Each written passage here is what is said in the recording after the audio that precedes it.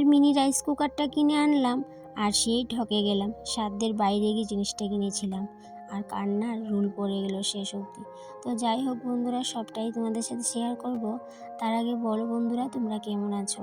সংসারের টুকিটাকি জিনিসগুলা কতই না কষ্ট করে কিনতে হয়। যারা আমরা মধ্যবিত্ত বলো আর নিম্নবিত্ত বলো বাড়ির গৃহিণীরা আছি, আমরা কিন্তু প্রত্যেকটা জিনিসই সংসারের জন্য শখের বশে কিনি। কিন্তু সেই জিনিসটা যদি কিনে আমরা ঠকে যাই, তাহলে বলো তো কেমন লাগবে, কতটা খারাপ লাগবে, তাই না? টাকার যদি অনেক পাহাড় থাকে কারোর, তাহলে কিন্তু তাদের ক্ষেত্রে বিষয়টা অন্যরকম। কিন্তু আমাদের মতো মধ্যবিত্ত ঘরের বউদের সেটা কিন্তু অনেকটাই বলতে পারো দুঃখের বিষয়। তো যাই হোক, কি বলবো সেটা তো তোমাদের সাথে শেয়ার করবোই কাজ করতে করতে। ঘুম থেকে উঠারও আজকে বিশেষ একটা কারণ আছে। যেহেতু গতকালকে একাদশী ব্রত করেছি, আজকে তো পারণাটা করতেই হবে, তাই জন্য কিন্তু খুব সকাল করেই ঘুম থেকে উঠে পড়েছিলাম।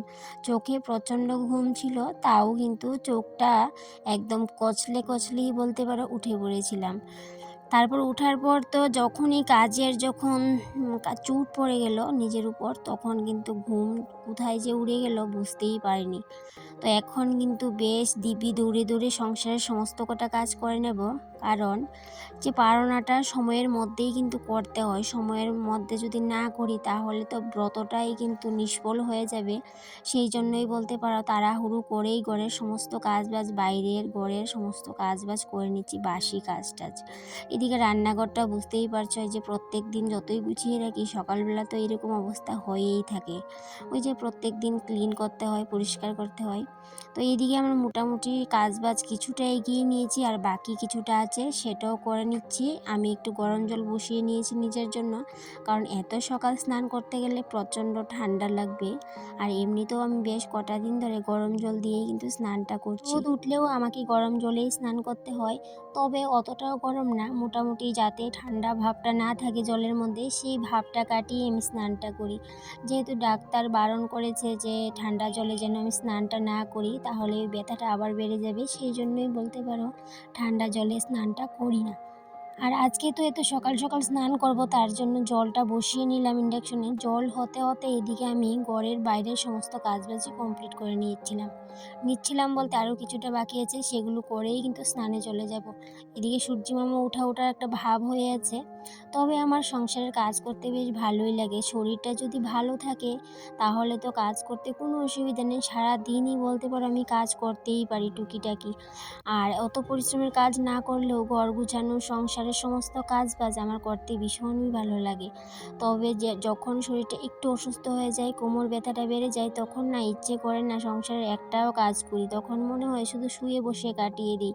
কিন্তু শুয়ে বসে তখনও কাটাতে পারি না, যেহেতু সংসারে কেউ নেই, আমাকেই সংসারের সমস্ত কাজবাজ করতে হবে। এদিকে বকবক করতে করতে মেন কথাটাই তোমাদের সাথে শেয়ার করতে ভুলে গেছিলাম। সেই দিনকে শখ করেই বলতে পারো একটা মিনি রাইস কুকার নিয়েছিলাম অনলাইনে। তবে সেটা একবার নয়, দুইবার আমি মিনি রাইস কুকারটা নিয়েছি অনলাইন থেকে। সে কি বিশাল কাণ্ড হয়ে গেছে। আর সেটা আমি নিয়েছিলাম প্রথম যখন মিনি রাইস কুকারটা নিয়েছিলাম, তখন হবে নভেম্বর মাসে নিয়েছিলাম।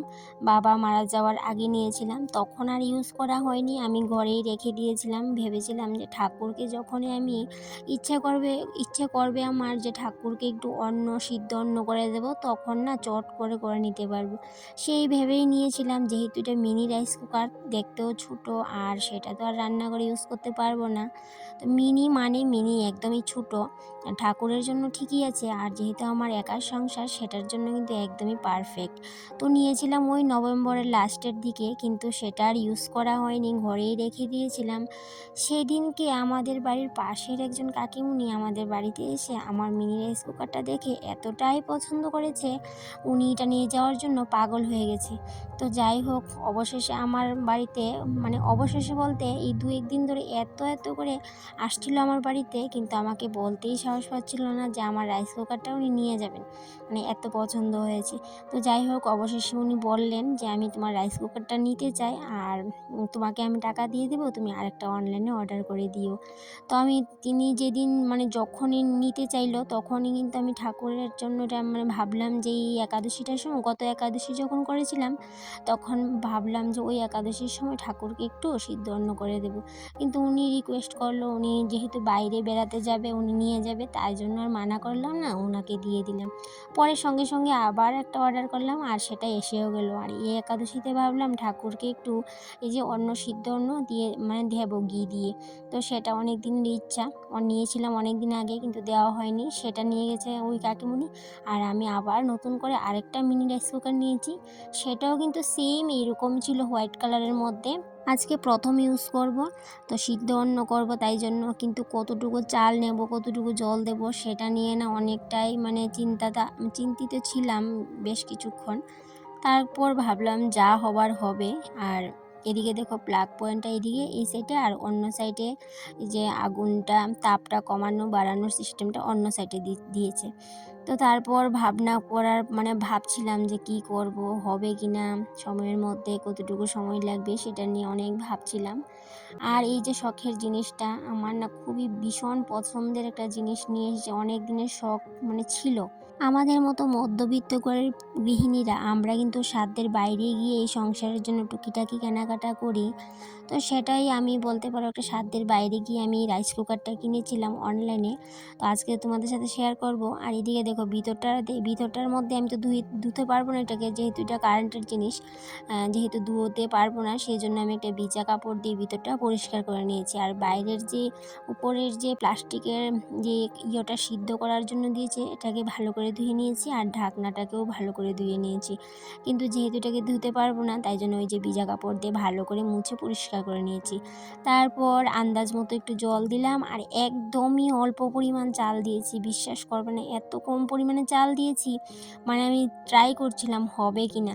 তারপর বসালাম, আলুটা উপরে দিলাম, কিন্তু আলুটা হচ্ছিল না। তারপর আমি কি করলাম বলো তো, উপরের এই ছাঁকনিটা সেটা আমি নামিয়ে এই ভাতে মানে অন্নটার সাথেই দিয়ে দিলাম, চালটার সাথেই দিয়ে দিলাম। তারপর কিছুক্ষণ অপেক্ষা করলাম, জলটা একটু বেশি হওয়ার কারণে এই যে চালটা হয়ে গেছে। তারপর কি করি আমি না সেটাকে জলটা ঝরিয়ে নিয়েছি।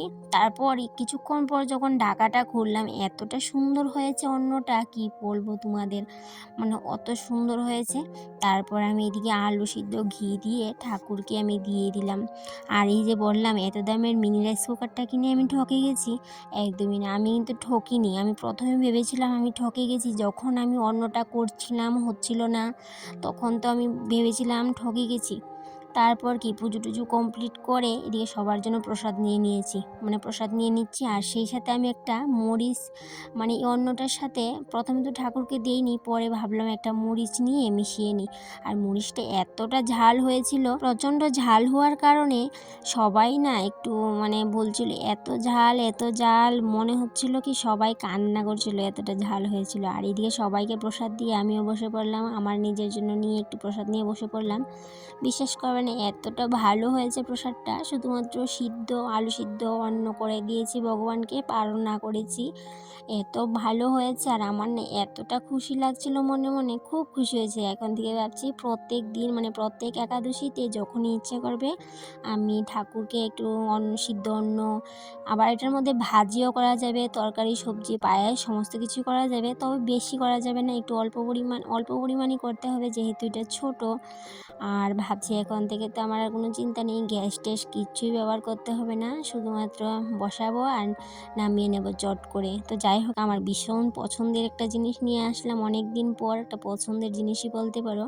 আর এইদিকে দেখো এই যে মেশিনটাকে ধুয়ে আমি একটু রোদে দিয়ে রাখবো, তারপর একটু পর নিয়ে যাব। আর এদিকে সমস্ত কটা বাসন কুসনও মেজে নিয়েছি, পুজো হওয়ার পর মেলে দিলাম। এখন কিন্তু সমস্ত কিছু ঠাকুরঘর পুরো পরিষ্কার করে নিয়ে এবার চলে যাব রান্নাঘরে। ঠাকুরঘরটাও মোছা হয়নি, এখন এদিকে বাসন কুসন ধুয়ে নিয়েছি, ঠাকুরঘরটাও মুছে নেব, নিয়ে তারপর যাব রান্নাঘরে রান্নাবান্না করব। আর এইদিকে দেখো আমার মিনি রাইস কুকারটা আমি খুবই মানে পছন্দ হয়েছে আমার, যেহেতু আমি ঠাকুরের জন্য নিয়েছি, আমার না ভীষণ ভীষণ পছন্দ হয়েছে, সেই জন্য তোমাদের সাথে ভাবলাম রিভিউটা করি। তো আমি প্রথমে ভেবেছিলাম আমি ঠকে গেছি। আর ওই যে কাকিমুনি নিয়েছে, জানি না কাকিমুনি কি করেছে, এখনও আসেনি আমাদের বাড়িতে। আসলে বুঝতে পারবো কাকিমুনি ঠিকভাবে ইউজ করতে পারলো কি না। তো যাই হোক, আশা করি ভালোই ইউজ করতে পারবে। যেহেতু আমি ইউজ করেছি ভালোই হয়েছে। আর ঠাকুরঘরের জন্য আরেকটা জিনিস অর্ডার করার ইচ্ছে আছে, দেখি। আর আমি যতই কিছু অর্ডার করি না কেন অনলাইনে, আগে ভালো করে রিভিউগুলো দেখে নিই, তারপরে কিন্তু অর্ডার করি। সকাল সকাল পুজোটা হয়ে যাওয়ার কারণে না মনটা ভীষণ হালকা লাগছিল। এখন থেকে ভাবছি প্রত্যেক দিন ভোর ভোর উঠেই স্নান করে নেব, নিয়ে ঠাকুর ঘরে পুজোটা কমপ্লিট করে নেব। তাহলে ভীষণ শান্তি পাওয়া যায় জানো বন্ধুরা।